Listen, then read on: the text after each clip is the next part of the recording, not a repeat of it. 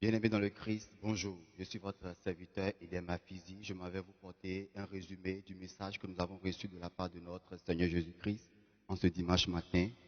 Ce message qui nous a été donné par notre bishop, le très révérend Iliad de Ladobé. Nous émettons depuis notre siège à Accra. Les trois textes que nous avons lus aujourd'hui nous sont tirés de Ézéchiel, chapitre 37, le verset 1 à 14. Le deuxième texte nous est tiré de Romains 8, verset 1 au verset 11, et l'évangile du jour, qui est l'évangile de Jean, chapitre 11, verset 3 au verset 7, verset 20 au verset 27, et nous continuons au verset 33 au verset 45. Le thème est « Les ossements secs revivront ». Les ossements secs revivront. Et le verset clé est Ézéchiel 37, verset 3, que nous lisons.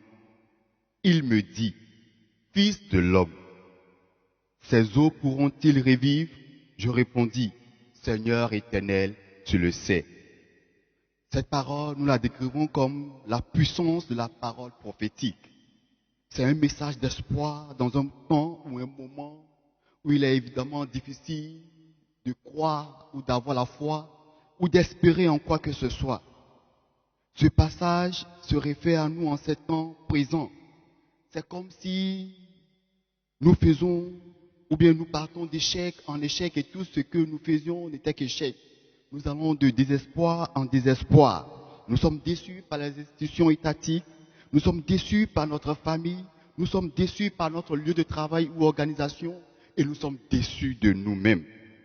Et comme si tout cela ne suffisait pas, voilà encore la pandémie Covid-19 qui fait ravage et nous sommes angoissés.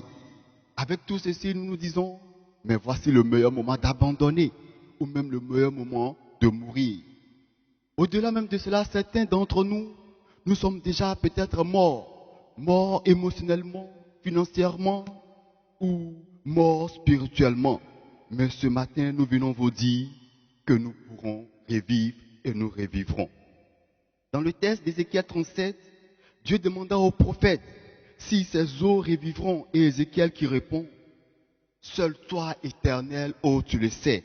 Ce qui démontre que nous devons nous abandonner totalement entre les mains de Dieu, Dieu qui est souverain et lui seul peut tout. C'est le cas de Marie et Marthe, sœurs de Lazare dans l'évangile de Jean, qui coururent aux pieds de Jésus. Lazare, ami de Jésus, qui mourut après une maladie. Mais Marie et Marthe ont fait une déclaration aux pieds de Jésus. Nous savons que notre frère ressuscitera. Bien-aimés dans le Seigneur, toutes ces choses, ce temps aussi passera. Oui, il est évident que ce temps passera. Mais la question que nous nous posons, que nous allons nous poser, en attendant que ce temps passe, que faisions-nous? Nous allons vous apporter la réponse en 3 points de ce que nous devons faire en tant que ce temps passe. Le premier point, nous pouvons l'appeler demeurer dans la présence de Dieu. En sa présence, il y a la délivrance, il y a le salut. Demeurer en sa présence ne veut pas seulement dire être entre 4 murs appelés église. Non, demeurer en la présence de Dieu, c'est d'être fidèle à sa parole. C'est de demeurer dans la foi, dans la vérité et continuer à obéir et à vivre selon la parole de Dieu. Au deuxième point qui nous est tiré de Ézéchiel 37, le verset 7, ou bien basé sur ce passage, nous pourrons dire se réjouir de la provision de Dieu. Quand on déclare selon la parole de Dieu, des bruits se font attendre. Oui, mais par la suite de ces bruits, de ces tremblements qui se font attendre, il y a des mouvements. Et quand il y a des mouvements, bien-aimé, je te rassure, Dieu agit. Et quand il agit, les choses se repositionnent. Au troisième point, nous disons, après avoir demeuré dans la présence de Dieu, après s'être réjoui de la provision de Dieu, il faut recevoir la puissance de Dieu. Ézéchiel 37, le verset 10. L'Esprit de Dieu est la puissance de Dieu. La puissance de Dieu en nous, la puissance de Dieu en toi. Dieu te relèvera dans sa puissance et tu te lèveras sans peur, car son esprit est sur toi. Que peut la maladie qu'elle soit appelée Covid-19 ou quoi que ce soit autre.